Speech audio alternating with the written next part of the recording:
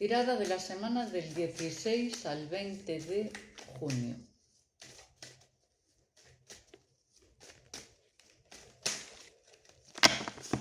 Andan vivas. A ver, un viaje, traslado o situación que nos hace movernos. Un punto de atención que nos advierte de peligros y de mucho cuidado.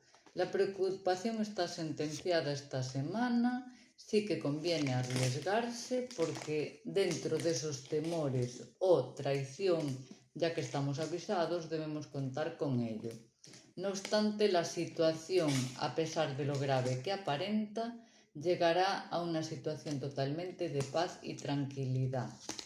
Puede ser un momento que nos ponga nerviosos por alguna situación violenta que creamos que vamos a afrontar, pero la síntesis de la tirada, aunque se manifiesta muy dura, confirma que finalmente el desenlace es positivo, como ya nos marcaba al principio de la tirada, que debemos hacer ese movimiento, que aunque aparentemente vaya en nuestra contra, finalmente se volverá a nuestro favor.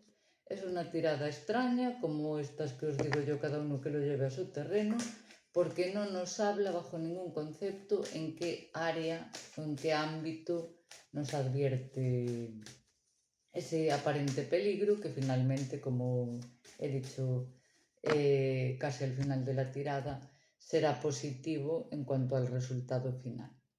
Así que ya sabéis, semana durilla, pero con buenas perspectivas de resultados positivos. Amén así sea y el destino nos lo decrete. No me ha gustado mucho, pero bueno, al menos el resultado es bueno.